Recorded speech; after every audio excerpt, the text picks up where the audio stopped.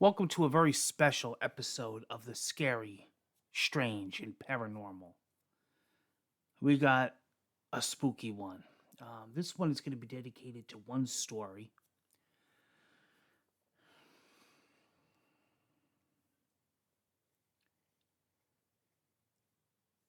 And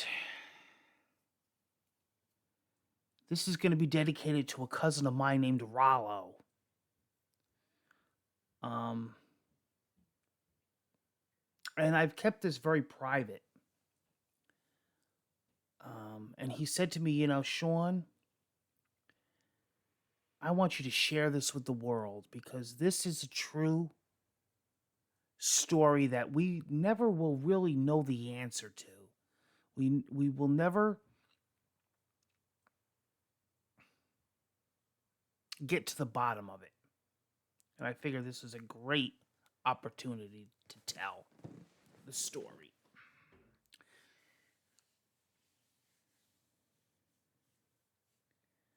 He had just moved into the countryside, coming from the city. He was like in the ghetto, the hard streets, whatever. So moving into the country was a big deal for him. He lived alone. Um, he lived alone, and it was hard adjusting. Now, he lived there, say, about a year. He then got married, lived there for about maybe another year, and then he moved not far from that location to another place, much bigger, better, in the country, in the real country. Deep woods, forests, fields. You could see the fields.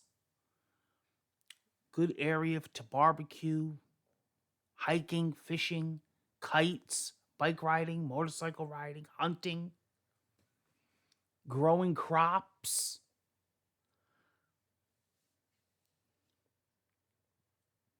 We would often visit, but we would often always know that there was ghosts around. The house was haunted. The realtor told them. They got it really cheap because of that reason. But they really weren't into the paranormal, so they figured it's not going to really bother us. And I often talk to him and I say to this day, anything on that? He said, well, we hear creaking, we hear walking. Um, One time they were recording something. They were streaming on Twitch. And people in the Twitch chat said, we see something behind you. We hear something. It's not right. It sounds like somebody talking and like white noise. So they have had those experiences. They've had stuff moved. They had chairs moved. But you know what? They could deal with it. Now, I was away. I went to PA for a weekend. He was home doing his thing.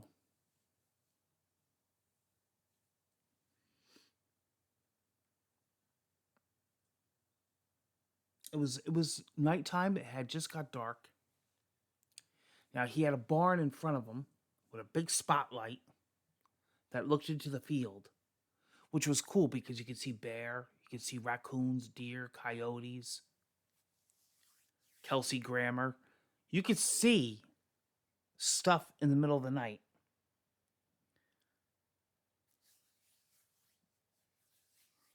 This one particular night, he was sitting out on the porch. He was drunk. He was drinking whiskey, chilling, vibing. Nice rocking chairs on the porch.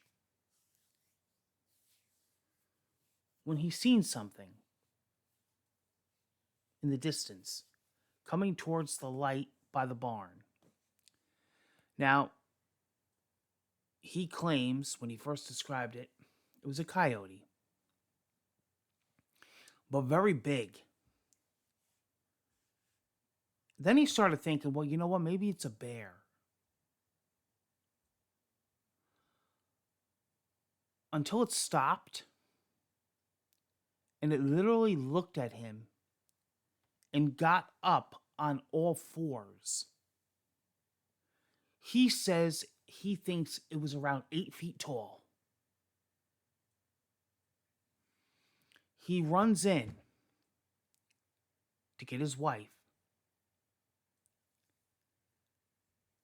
and says, you have to come out here. What is this? It's got to be a black bear because it's standing on its legs, as a black bear will do.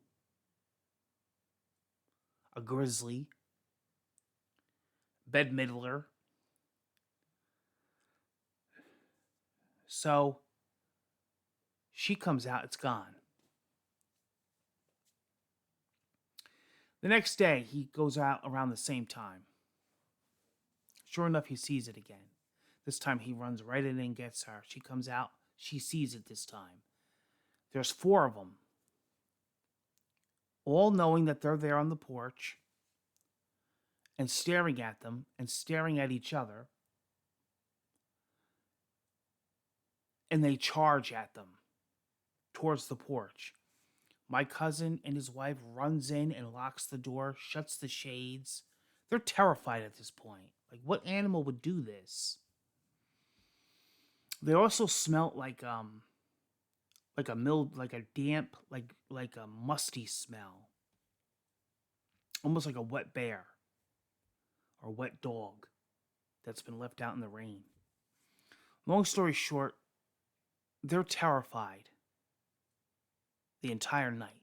They basically locked themselves in. He was like, I can't even go out there. You know, all my guns and reinforcements are in the barn. And the barn is locked up.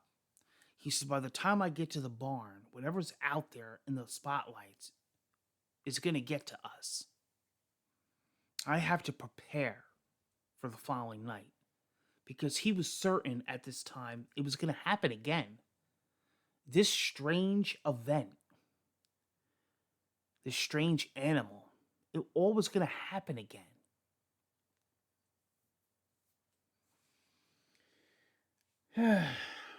Of course, he's calling me every night telling me about this. I'm like, I'm missing the action.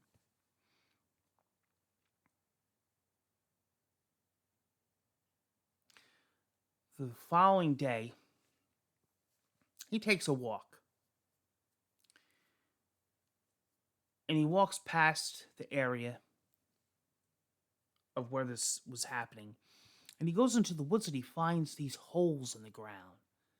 Almost like he claims caves. And he looked down with a giant spotlight. And they just almost like a well. And he's never noticed them before. And they stink. And they have flies over them. Like something was living in it. Pooping in it. Like, you know, these things were active. He said, well, I'm not going to go down there. But he knew something was living in them. And he thought to himself, I think it's these things that are tormenting us at night. Are they fox caves? What the heck is going on? And then he found another one. Some of them were huge. But he didn't see any tracks around them. So he gets the guns and the weapons and the reinforcements out of the barn, and he moves them into his house. Because he said, God forbid something happens. I'm protecting my family. I'm protecting my home. I don't know what this thing is. It's got to be coming from out of these holes, these caves.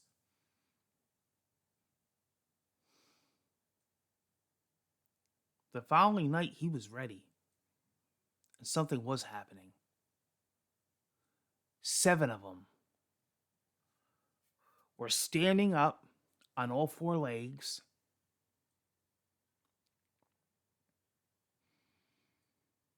and staring at him on the porch. He takes the shotgun, Mossberg 12 gauge, and he shoots it up into the air. These things don't move. They turn and stare at each other, tilting their head like a dog. He said the most gut-wrenching horror he's ever felt. His wife is upstairs. She's got the dogs. She's got the blinds shut. They know she's up there because they're staring at her. And he's standing his ground, my cousin. He's on the porch. He's yelling, "Hey! Afangu! Satazit!" Now, these things are getting closer. He starts shooting again. Eventually, they took off. Slowly. When he got up the next morning, his blinds were bent. Some blinds were torn down. His porch chairs were thrown and broke. There was actual large amounts of poop all on the deck. And here's the creepy part. Upstairs, where their bedroom was, where she was looking out, there's a little deck out there. It was covered in feces and pee and bite marks all on the window. Long story short, to this day, they don't know what it was. But guess what they did? About a month later, they moved. They moved about 20 minutes from the area. Really nice place. And now from what I hear, it's so haunted that they had a paranormal investigator came in and a priest and said, "You have a poltergeist in this house." Whether it's connected or not to this animal that they saw, these animals with intelligence, they also broke into the barn. Something happened at that place.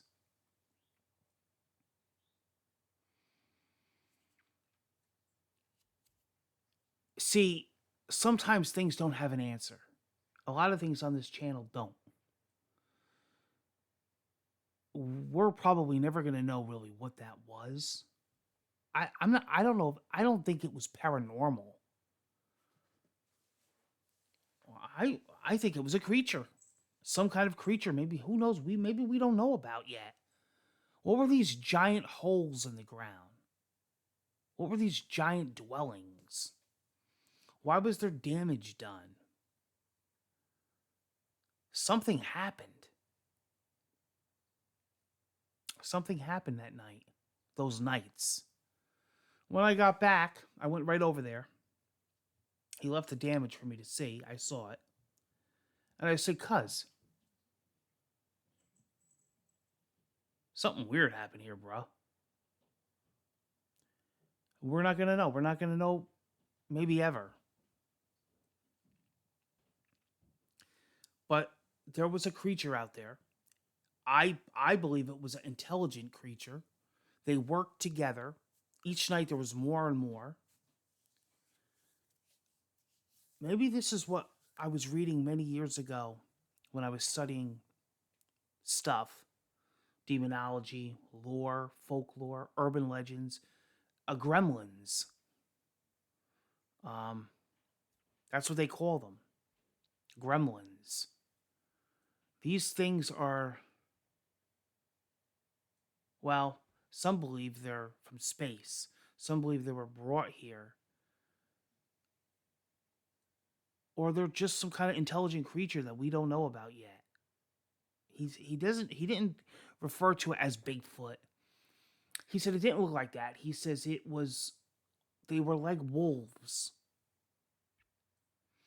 I believe one night he said he heard them. Maybe a wolf coyote hybrid, but why? What wolf coyote hybrid or whatever do you know of that stands on its feet? And he said it wasn't a bear. They had black bear, they seen them. This wasn't that. And these things were violent. And they knew that they lived in that house, and they destroyed a lot of the land. He called the residents that bought the house for shits and giggles, and he said, "Did you ever notice anything?" And they said, "No, never." And he didn't discuss what he saw with them, but sometimes he feels guilty that he didn't. But they got no problem. Maybe these things moved on. What he should have asked was, are those dwellings still in the ground? That's what I would have asked. Man, put a camera down there on like a string, like a GoPro. Dude, I would be freaking creeped out to find out what lives in those things. But I think it's tied to the creatures. Guys, what do you think? Did you ever experience anything like that? That's not an everyday thing now. I think it was pretty creepy. And you know what? What the creepy part is that there's no ending to the story. We don't know. We don't know what it was. We'll never know. We'll never know. I mean,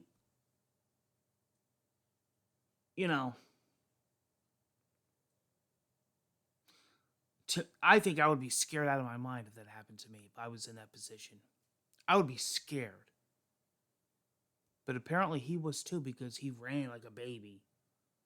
And he moved. He couldn't deal with it. Imagine raising kids and always worrying about something like that. Or your pets. Or livestock. No way. No, you can't take that chance. They're still out there. They didn't die. They're still out there. They may have moved to a different location. But whatever that was, those things are still alive and out in the world. Guys, the Scary, Strange, and Paranormal podcast. I hope you enjoyed this episode. I'll be seeing you again on more episodes. Take care and have a spooky October. Love you guys.